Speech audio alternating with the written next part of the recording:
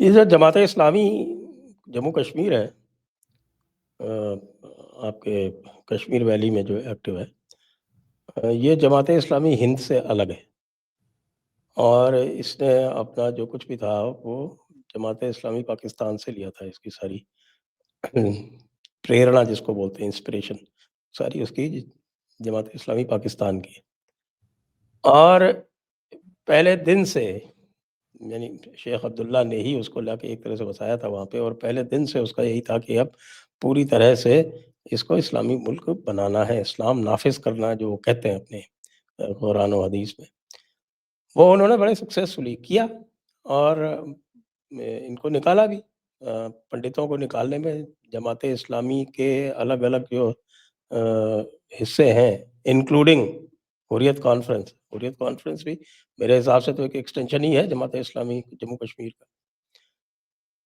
और उसके बाद आप देखें कि इसको जब 370 हटाया गया और इसको बैन किया गया, तो जमात इस्लामी तो बैन हो गई, लेकिन जमात इस्लामी के जितने भी मदरसे थे वो बदस्तूर चालू हैं। मदरसे नहीं है, प्राइवेट स्कूल्स हैं संजय जी। पूरी सर्टिफिकेट मिलता है सब चीज का वहां पर, ठीक है। और उसको आप बंद नहीं कर सकते because you're in democracy, you can't do all this. यही जो फायदा है। और मैं आपको ये थोड़े से समय के बाद, 10 मिनट बाद में आपको, मैं जमात इस्लामी का आपने जो बात बताई है ना, I will tell you what is the story as per my appreciation. And they are the biggest contributor through these schools to that white collar terrorist. जब 90s के अंदर जब उन्होंने रियलाइज किया कि हम जीत नहीं सकते, क्योंकि जो स्टेट है, स्टेट की जो ब्यूरोक्रेसी है, जो उसको बोलते हैं ना, सिस्टम बोलते हैं, स्टेट का जो सिस्टम है वो अभी करप्ट नहीं है। तब उन्होंने ये स्कूल खोले, ठीक है।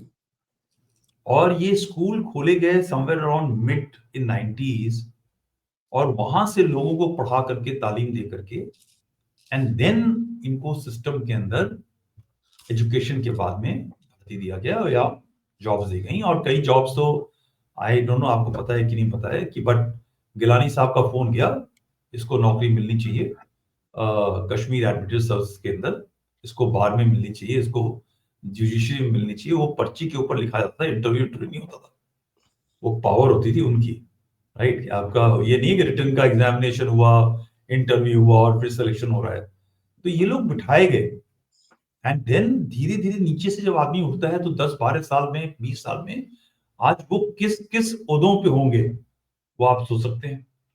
तो पुलिस पकड़ के ले जाएगी किसी टेररिस्ट सपोर्टर को, सेपरेटिस्ट को, तो उसको जुडिशियल कस्टडी नहीं मिलेगी, उसके खिलाफ में एफआईआर दर्ज करना मुश्किल हो जाएगा, उसको जेल में डाल करके रखना मुश्किल हो जाएगा। You know that corruption of the system from with in was started by Jamaat Islami, and very benign. मतलब आप मेरे से मिलते थे लोग, उनके जो टॉप लीडरशिप है, और नहीं नहीं, हम तो देखिए, हम तो बिल्कुल मानते हैं, हम तो पीस की बात पढ़ाते हैं, सब है, और हम तो देश को मानते हैं, हम तो इलेक्शन लड़ना चाहते हैं, अब हम इलेक्शन के अंदर हिस्सा लेंगे।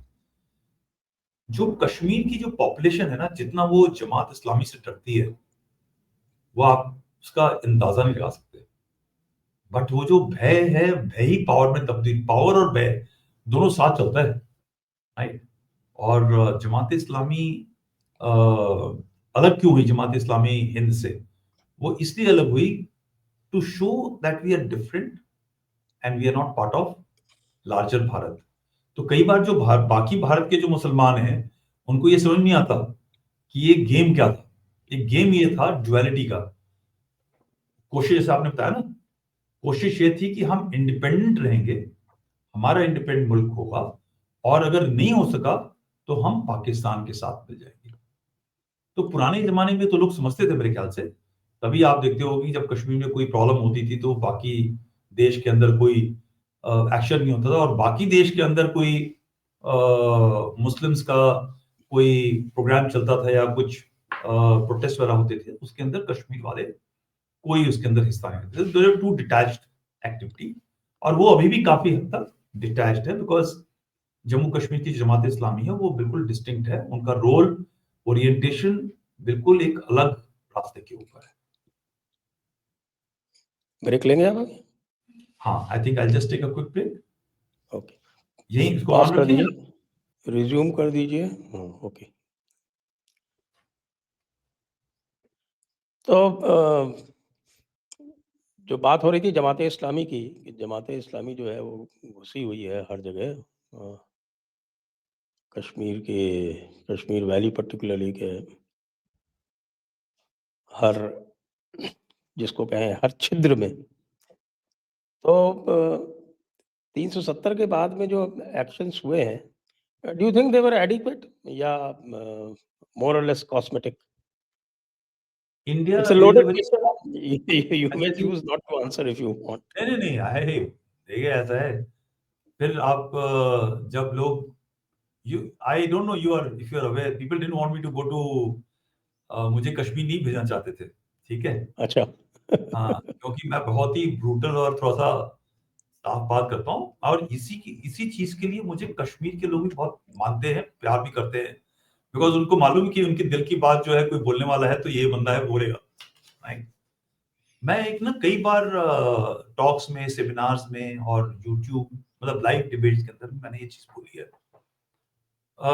जम्मू कश्मीर के अंदर, एंड आई थिंक अगर हम इसको स्पैन करें पूरे वर्ल्ड में भी, अपने देश में भी, जो जमात इस्लामी जो है ना, वो एक वेब है, वो एक कपड़ा है, ठीक है।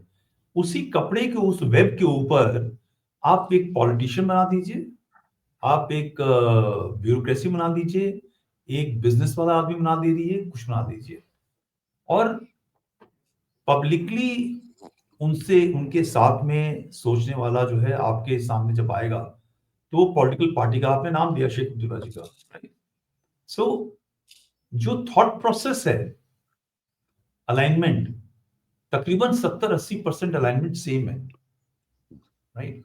आप किसी भी पार्टी को, वो कम्युनिस्ट पार्टी के भी जो लोग हैं वहां पर, जो हम्म, टेक्निकली भगवान नहीं मानते, हम्म, भगवान नहीं होता है, हम्म, राइट, हम्म, वो सब इसी इसी चादर के पिरोए हुए, राइट। वो कहीं ना कहीं वो लिंक चलता है, और जब, व्हाई इज इट हैपनिंग कि सडनली पोलराइजेशन होता है पूरी पोलिंग का, और वो एक ग्रुप के साथ में चला जाता है फट से, क्यों ऐसा है कि बीजेपी वहां पर वोटिंग नहीं पा सकती, बिकॉज ये जो सिस्टम है ना, वो पूरा जमात इस्लामी का कंट्रोल है।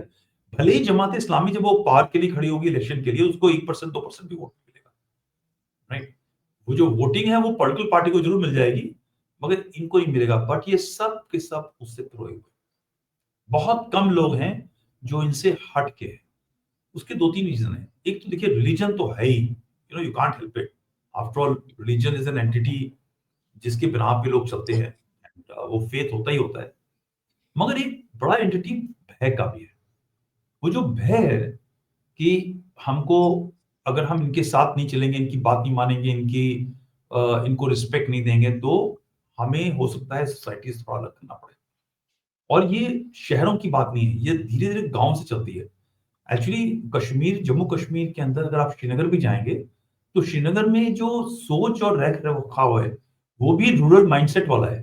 It is not, it looks very progressive, मगर essentially it is rooted into a village kind of environment. और विलेज के अंदर अगर आपको आदेश मिला कि आज सबने प्रोटेस्ट के लिए जाना है, और अगर आप प्रोटेस्ट के लिए नहीं जाएंगे या जुमे की नमाज पे नहीं जाएंगे, तो आपको के बारे में कोई ना कोई एक्शन हो सकता है, राइट। सो एक वो जो भय है ना इनके पास, पॉलिटिकल पार्टीज के पास जो लीडरशिप है, वो भी भय चलता है, तो ये दोनों बैट करते हैं एक दूसरे के साथ में। दूसरा, इनकी अलाइनमेंट चलती है। जब वोटिंग होगी तो कभी नेशनल कॉन्फ्रेंस जमात इस्लामी के पास चला जाएगा, और इनकी बार्टरिंग होगी। वो होगा कि चलो ठीक है, तुमको हम इस बार वोट दिला देंगे, तुम पावर में आओगे, बट मेरी ये जो हमारी 3-4 चीजें शर्तें माननी पड़ेगी। अब कुछ दिन के बाद में पीडीपी का नंबर आ जाएगा, पीडीपी वाले बात करेंगे, फिर मालूम चला कि पीडीपी वापस पावर, there's a फतवा kind of thing happens which happens the ground swell level. और ये जो शिफ्ट है और कंट्रोल है पोलिंग बूथ के अंदर और इन सब चीजों के अंदर, वो बड़ा कंट्रोल्ड होता है। लोग बह के मारे एक तरह से पोल होते हैं, बिकॉज उनको ये लगता है कि शायद अगर मैंने पोल इधर उधर कर दिया तो इनको मालूम चल जाएगा, और हम क्या करेंगे गांव के अंदर, हमको तो बिल्कुल अलग थलग कर देंगे. So it's a very dangerous element. I will never ever trust Jamaat Islami. उनका एक और भी बड़ा अच्छा तरीका है. They don't have, जो टॉप लीडरशिप होती है उनकी, वो हर साल चेंज होती है. तो ऐसा नहीं है कि आज आपको लीडर बने तो अगले 15 साल 20 साल आप ही टॉप मैन रहेंगे. तो ये जो पावर है ये सबके साथ घूमता है सबके पास, right, at the local level, higher level. So there is a very shared power control structure which is there in this thing, and it's very extremely dangerous.